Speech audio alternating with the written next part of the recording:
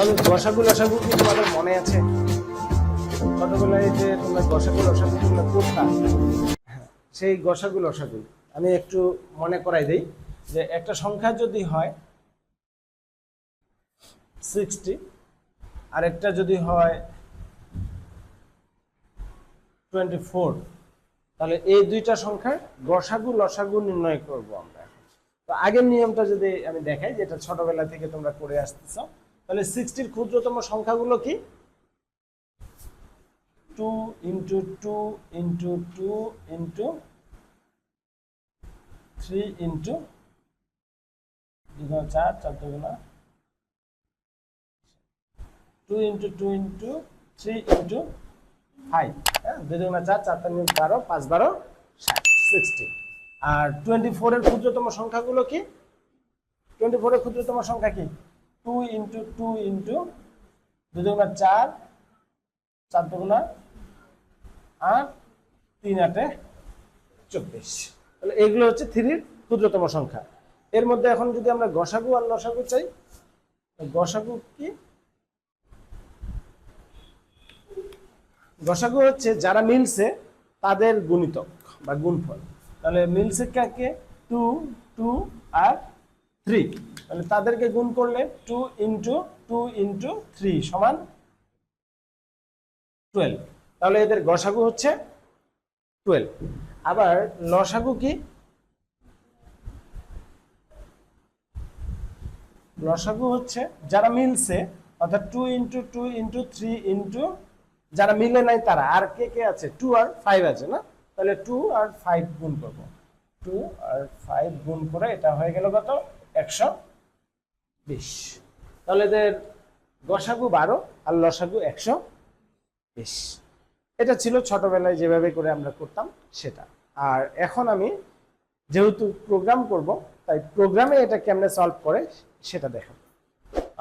গসাগু যদি জানা থাকে, তাহলে লসাগু বের করার জন্য একটা বিকল্প নিয়ম এখন তোমাদেরকে শেখাই। বিকল্প নিয়ম তো সেটা কি? লসাগু হচ্ছে যে দুইটা সংখ্যা আমরা নিচ্ছি, এই সংখ্যা দুইটার গুণফল আর ভাগ হবে গসাগু। 60 ইন্টু 24 আর গসাগু কত? 12। তাহলে 12 দুগুণা 24 আর 60 দুগুণা 120। এটা লসাগু বের করার একটা বিকল্প নিয়ম। কারো জানা ছিল? এখন ভাবছো যে লসাগু বের করার এই টেকনিকটা আমার কি এমন কাজে লাগবে, যেহেতু আমরা গসাগু বের করার জন্য এত কিছু করবই, সাথে দুইটা সংখ্যা গুণ করে দিলেই তো আমাদের লসাগু হয়ে যায়, তাহলে আবার এই টেকনিকটা আমাকে কি এমন হেল্প করলো? তাহলে কি গসাগু বের করার জন্য আর কোনো শর্টকাট টেকনিক আছে? এটা জানতে হবে, রাইট? তাহলে আমরা এখন দেখি যে শর্টকাট টেকনিক আছে কিনা গসাগু বের করার জন্য। এখানে ছোট সংখ্যাটা দ্বারা বড় সংখ্যাটাকে ভাগ করব। তাহলে 24 দ্বারা 60 কে ভাগ করি। 24 দ্বারা 60 কে ভাগ করলে 24 দুগুণা 48, ভাগশেষ কত হইলো? 12। এখন আবার যে ভাগশেষ তাকে দ্বারা ভাগ করব, এখানে ওই যে 24 কে দ্বারা ভাগ করা হয়েছিল না, প্রথম সংখ্যাটাকে এখন ভাগ করব। ওকে, তাহলে 24 কে ভাগ করব আমরা 12 দ্বারা। ভাগ করি আবার, তাহলে 12 দুগুণা 24। এই ভাগটা ততক্ষণ করতে থাকবো যতক্ষণ না ভাগশেষ 0 আসে। যখনই ভাগশেষ 0 আসবে, তখনই কাকে দ্বারা ভাগ করে ভাগশেষ 0 আসছে? 12 দ্বারা। তাহলে 12ই হচ্ছে আমাদের গসাগু। ভাগ ততক্ষণ করব যতক্ষণ না ভাগশেষ 0 হয়, আর যখনই ভাগশেষ 0 হবে, কাকে দ্বারা ভাগ করে ভাগশেষ 0 আসছে সেই হচ্ছে গসাগু। বুঝতে পারছো? তাহলে এই যে গসাগু বের করার জন্য আর আমার এগুলা কি দরকার আছে? শর্টকাটে গসাগু বের করব, আর এখানে লসাগু বের করার আরেকটা বিকল্প টেকনিক। কারণ কম্পিউটার আসলে আমাদের মতো সবকিছু পারে না।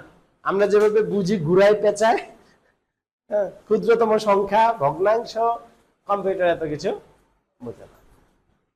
তাহলে এটা আমরা এখন প্রোগ্রামের মতো করে যদি করতে থাকি, প্রোগ্রাম যেভাবে করে করে,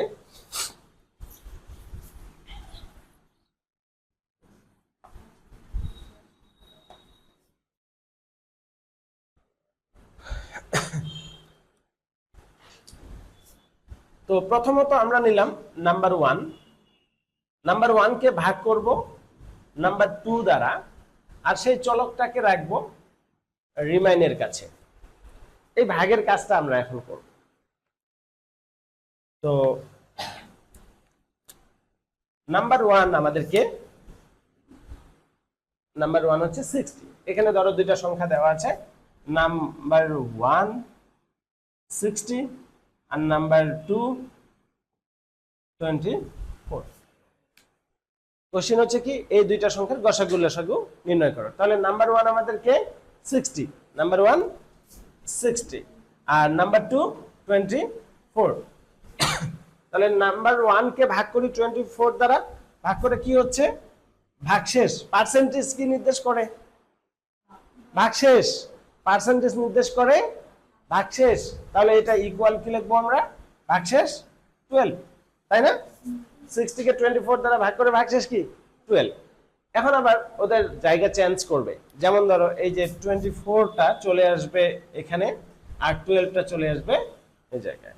তাহলে 24 চলে আসলো n1 এর কাছে, মানে n2টা চলে আসলো n1 এর কাছে, আর রিমাইন্ডটা চলে আসলো n2 এর কাছে। রিমাইন্ডটা ছিল কত? 12, এটা হয়ে গেল এখন n2। রিমাইন্ড ছিল 12, এখন n2 হয়ে গেল 12। হ্যাঁ, বুঝনি? জায়গা চেঞ্জ করলো। এই যে দেখো, যেমন আমাদের প্রথমে 12 দ্বারা ভাগ করছিলাম না, এবার কাকে দ্বারা ভাগ করছি? 12 দ্বারা। তাহলে এই জন্য এই জায়গা চেঞ্জ করে নিল। এখন এই ভাগটা ততক্ষণ করতে থাকবে যতক্ষণ না n2 0 হয়, যতক্ষণ না n2 0 হয়। তো যখন n2 0, তখনই n1 হয়ে যাবে গসাগু। এখন কি n2 0? না। তাহলে n2 0 না হওয়া পর্যন্ত এই ভাগটা করতে থাকতে হবে।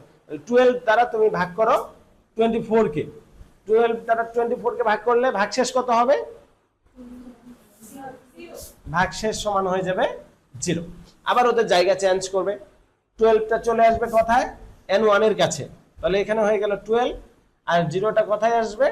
n2 এর কাছে। তাহলে n2 হয়ে গেল 0। রুলস কি বলছে?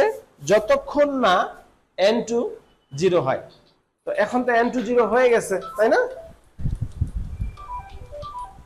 এখন n2 0 হয়ে গেছে না? তাহলে আমাদের কাকে দ্বারা ভাগ করে, এই যে এই সময় n1টাই হচ্ছে গসাগু। যখনই n2 0, তখনই n1 হচ্ছে গসাগু। তো n1 গসাগু আমরা পেয়ে গেলাম। তাহলে এই সিস্টেমটাকে এখন আমরা ফ্লোচার্ট দ্বারা প্রকাশ করব। এটা হচ্ছে গসাগু বের করার নিয়ম, আর এটা ছিল লসাগু। তাহলে এই সিস্টেমগুলোকে আমরা এবার ফ্লোচার্ট দ্বারা প্রকাশ করব। তো শুরু করি ফ্লোচার্ট। স্টার্ট। দেন সংখ্যা দুইটা গ্রহণ করবে, সংখ্যা দুইটা গ্রহণ করবে। Read number 1, number 2। Read number 1, number 2। আবার নিচে আসলো।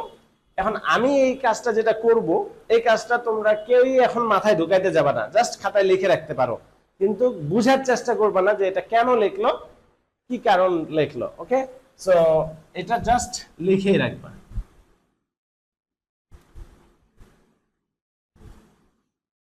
যখন এটার সুবিধা নিব তখনই ব্যাখ্যা দিব কেন আমরা এটার ভেতরে এটা লিখলাম। মানে n1 এর ভেতরে রাখলাম নাম্বার 1 কে, n2 এর ভেতরে রাখলাম নাম্বার 2 কে। তারপর নিচে এসে সিদ্ধান্ত যে n2 যতক্ষণ না 0 হয়, n2 নট ইকুয়াল 0। যে নট ইকুয়াল চিহ্নটার কথা বলছিলাম না, যে পরের ক্লাসে করব। তো এই ছিল নট ইকুয়াল চিহ্ন। নট ইকুয়াল মানে কি? না হলে, না হলে সে কাজ করবে। ওকে, তোমরা ট্যাগ কোশ্চেন করতা না? ট্যাগ কোশ্চেন, ইজেন্ট, ইট, এগুলো ট্যাগ কোশ্চেন করতা, ঠিক সেটার মতো। তাহলে n2 যদি 0 না হয়, তখন আমাদের লিখতে হবে ইয়েস। বলতেছি না, কিন্তু লিখছি ইয়েস। আর যদি হ্যাঁ হয়, তাহলে আবার যাবে নোর দিকে। শর্তটা যদি হ্যাঁ হয়, তাহলে যাবে নোর দিকে, আর যদি নো হয়, তাহলে আসবে ইয়েসের দিকে। তো যখন ইয়েস হবে, তখন এই ক্যালকুলেশনটা করবে। এই ক্যালকুলেশনটা কি? রিমাইনের মান হবে n1 কে n2 দ্বারা ভাগ করে যে ভাগশেষটা সেটা।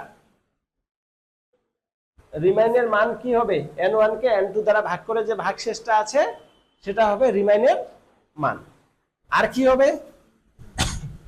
n1 এর ভেতরে আসবে n2 আর n2 এর ভেতরে আসবে rem রিমাইন। আসছিল না? n2 টা n1 এর কাছে, রিমাইনটা n2 এর কাছে, এসে আবার এখানে গিয়ে চেক করবে n2 কি 0 না, এটা গিয়ে চেক করবে n2 কি 0 না। যদি না হয় তাহলে আবার এখানে চলে আসবে। আচ্ছা, তো আমরা এই ক্যালকুলেশনটা একটু শুরু থেকেই করি।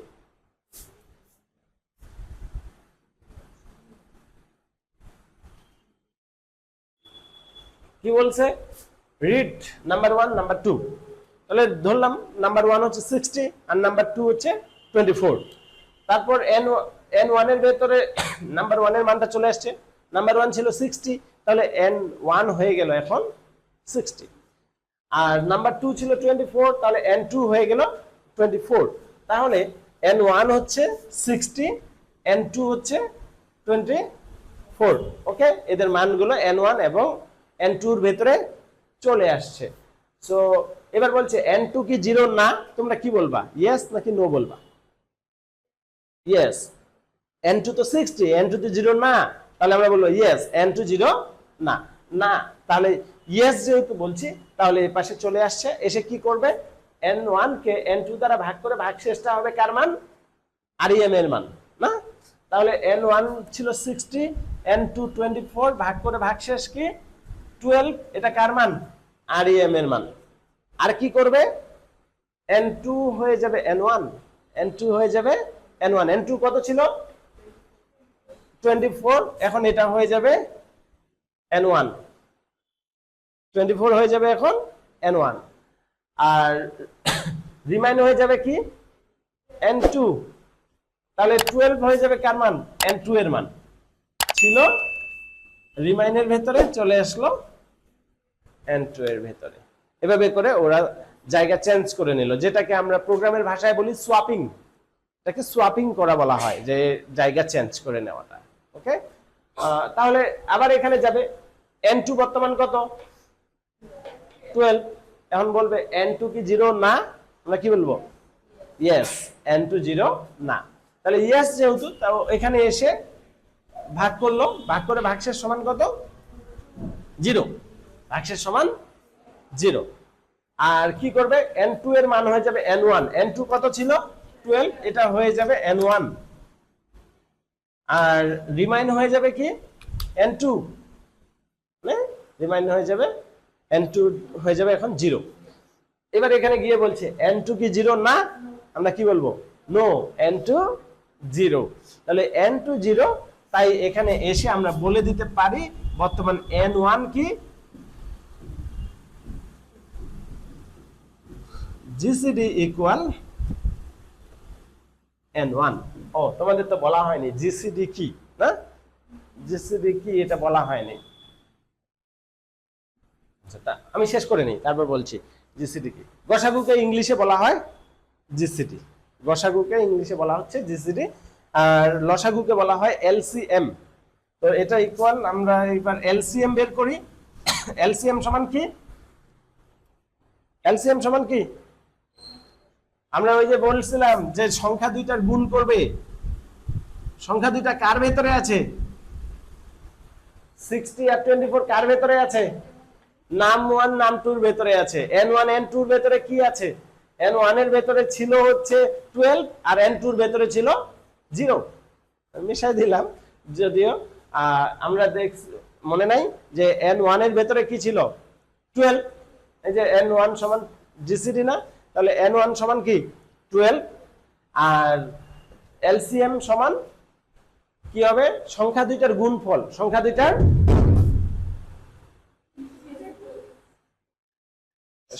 দুইটার গুণফল ভাগ, সংখ্যা দুইটার গুণফল ভাগ গসাগু, সংখ্যা দুইটার ভাগ গুণফল ভাগ গসাগু। তাহলে সংখ্যা দুইটা কোথায় আছে এখন?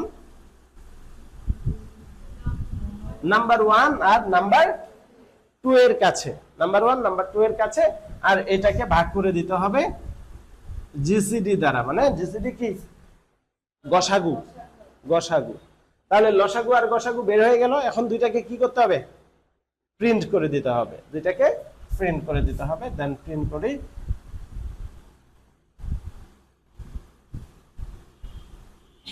Print GCD LCM. তাহলে লসাগু আর গসাগু প্রিন্ট হয়ে গেল।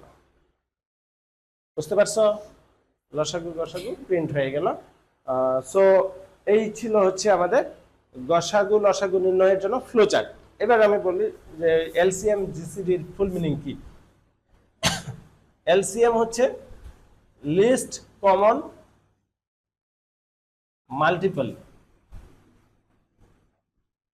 আর জিসিডি হচ্ছে গ্রেটেস্ট কমন ডিভাইজার।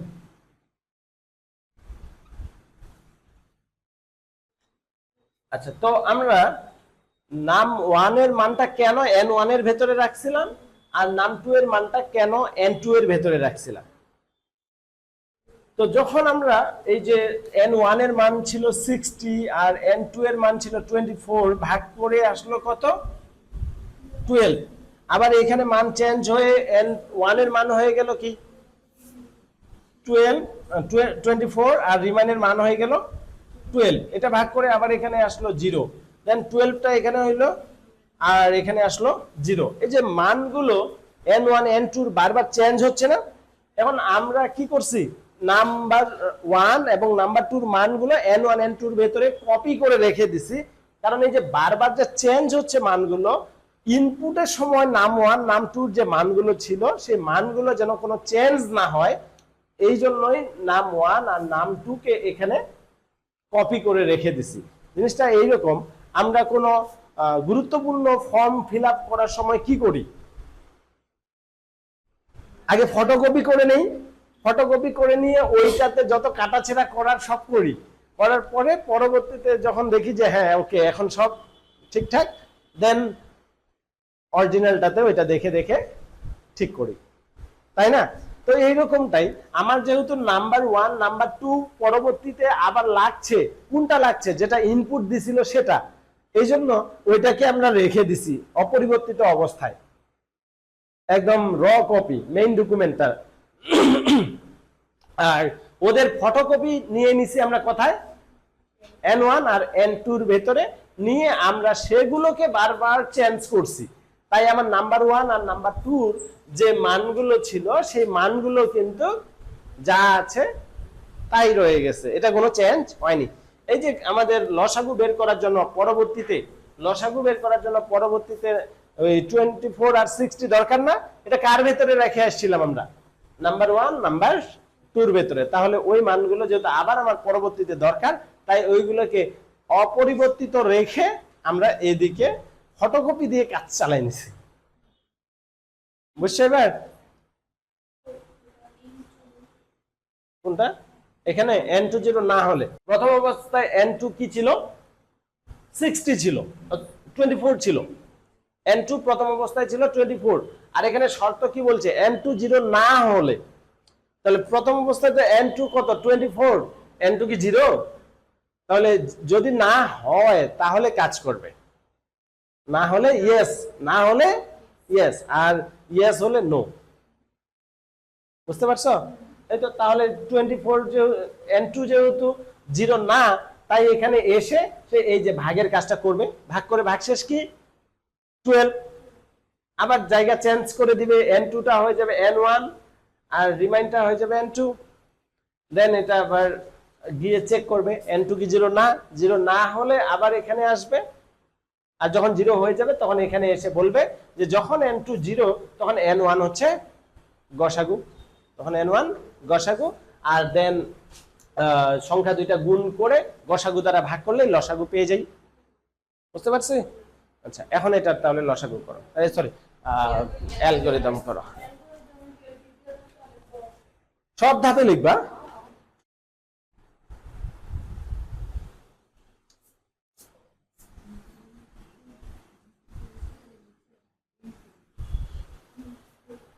এখানে আমরা 3 নাম্বার ধাপ পর্যন্ত খুব ইজিলি করতে পারবো নিশ্চয়ই। 3 নাম্বার ধাপটা কি? ধরি n1 equal number 1, n2 equal number 2। আমি ধাপ 4 করে দিচ্ছি। ধাপ 4 এখানে লিখতে হবে যতক্ষণ n2 নট ইকুয়াল 0, যতক্ষণ n2 নট ইকুয়াল 0। হ্যাঁ হলে কি করবে?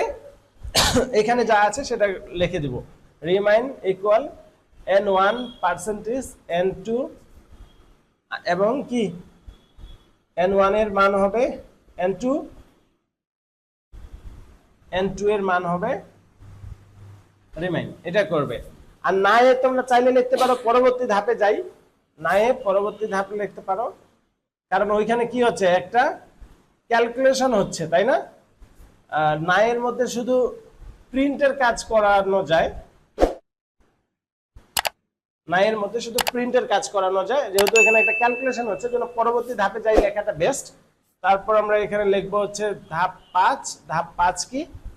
ওইখানে যা আছে জিসিডি সমান n1 আর এলসিএম সমান number 1 into number 2 divided by GCD তাহলে এখানে এলসিএম আর জিসিডি নির্ণয় হয়ে গেল। দেন এখন বলবো জিসিডি আর এলসিএম প্রিন্ট করি, প্রদর্শন করি, শেষ।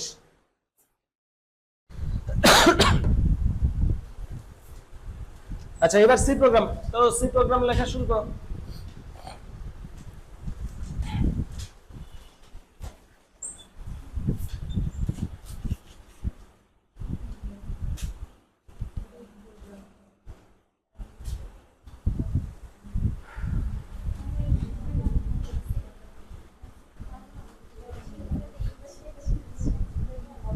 কি? ওটার জন্য কিছু করতে হবে না, এটা স্বাভাবিকভাবেই করো। আমি একটু টেস্ট করি যে তোমরা পারবা কিনা। আমাকে এখানে বলো তো চলক কোনগুলো? শেষ।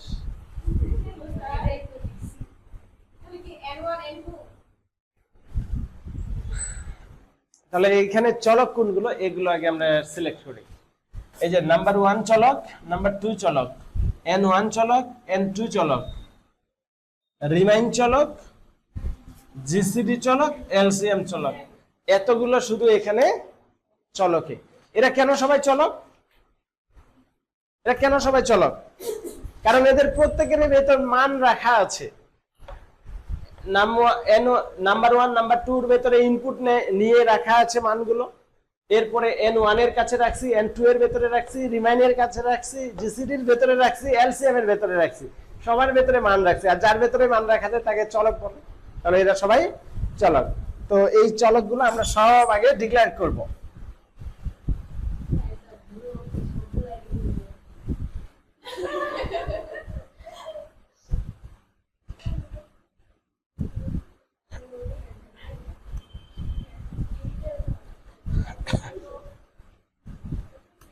ওকে, তাহলে আমাদের এখানে চলকগুলো আগে ডিক্লেয়ার করে দেই। এটা তো প্রতিটা প্রোগ্রামের জন্য লিখতেই হবে। তাহলে ইন্টিজার num1 num2 যেমনে যে ডিক্লেয়ার করার সময় যেমনে দিবা, পরে যখন ইউজ করবা সেম ভাবে ইউজ করতে হবে। তাহলে নাম্বার 1 নাম্বার 2 n1 n2 তারপর হচ্ছে rem জিসিডি এলসিএম। তবে ভালো অভ্যাস যদি চলক সব সময় ছোট হাতের লিখো, এটা একটা ভালো অভ্যাস। ইউজারের কাছ থেকে num1 num2 এর মান নিব না, তাহলে ইউজারকে বলবো প্রিন্টএফ দিয়ে যে টাইপ দ্য ভ্যালু বা type two integer number, type two integer number. Scan করে num1 num2 এর ভেতরে রাখবো। scanf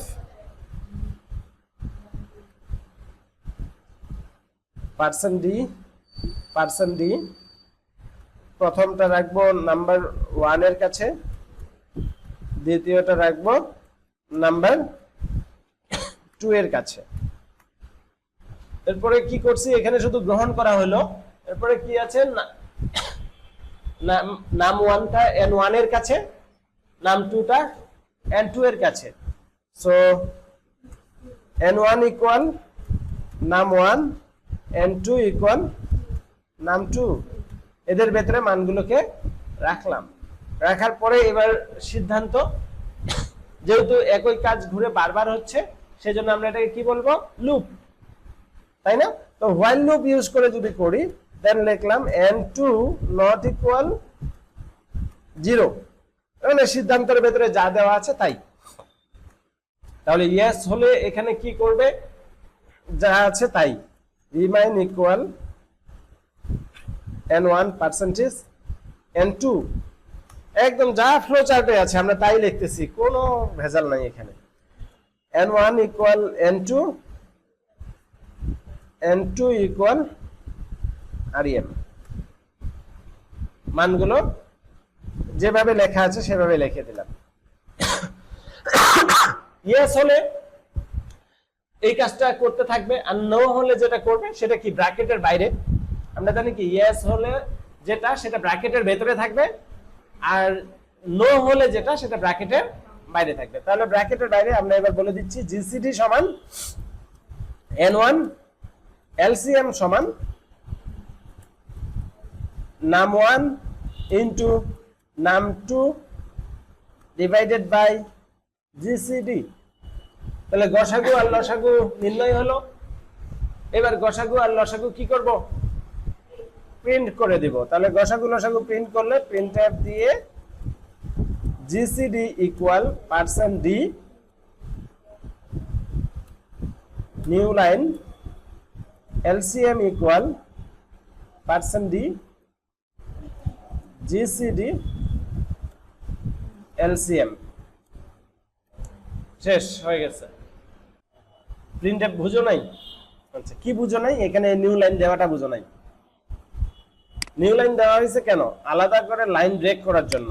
এটা তো জানা এক জিনিস যে এই যে 60 আর 24 দিয়ে অ্যানসার যে আসলো, কিভাবে আসলো, জিসিডি 12 এলসিএম 120। কেমনে আসলো প্রিন্টএফটা, জিসিডি ইকুয়াল %d, তার মানে জিসিডি ইকুয়াল লেখাটা আসার পর %d দেওয়াতে সে কি ভাবছে যে একটা চলক প্রিন্ট করতে হবে। চলকটা কি, পূর্ণ সংখ্যা, এজন্য %d দেওয়া হচ্ছে। তো %d দিয়ে এটা আমাদের প্রথমে যে চলকটা আছে সেই চলকটা প্রিন্ট করবে, কারণ কি প্রথমে %d জিসিডি, তাহলে এই জন্য আমরা এখানে দিয়ে দিলাম জিসিডি। তারপর নিউ লাইন, লাইন ব্রেক করবে, ব্রেক করে এলসিএম ইকুয়াল %d, তার মানে %d দ্বারা কি বুঝবে, সে একটা চলক খুঁজতে হবে। তাহলে এই চলকটার নাম কি, এলসিএম। তখন সে পরে যে এলসিএম দেওয়া আছে সেই এলসিএম এর মান কি দেওয়া আছে, কি এখান থেকে যে মানটা নির্ণয় হবে সেটাই, তাহলে ওটাকে প্রিন্ট করে দিচ্ছে। বুঝছো কি?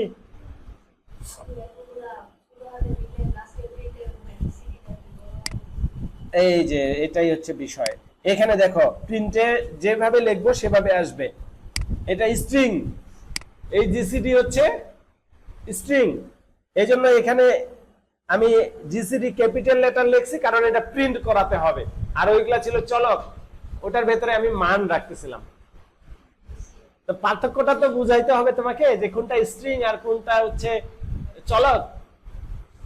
সেই জন্যই আমি দুইটা দুই ভাবে করে লিখলাম, যেন তোমরা এই প্রশ্নটা করো যে ওইখানে কেন ক্যাপিটাল লেটার, এখানে কেন স্মল লেটার। আমরা জানি স্ট্রিং এর কোনো রুলস হয় না, স্ট্রিং এর জন্য কোনো রুলস হয় না। তাহলে এবার আমাদের গসাগু লসাগু নির্ণয়ের জন্য algorithm, C program, flow chart তিনটাই ডান। বুঝতে কোনো অসুবিধা? তাহলে এটা এইভাবেই করেই হবে, এর কোনো বিকল্প নাই। যদি তোমাদের একটা অ্যালগরিদম দিয়ে বলে সি প্রোগ্রাম লিখতে, ওকে, অ্যালগরিদম দিয়ে বলে ফ্লো চার্ট লিখতে, ওকে, তবে কিছু একটা দিয়ে দেওয়ার সম্ভাবনায় বেশি, আর না দিলেও আমরা বানাই নিতে পারি তো নাকি? ওকে, তো গসাগু লসাগু হলো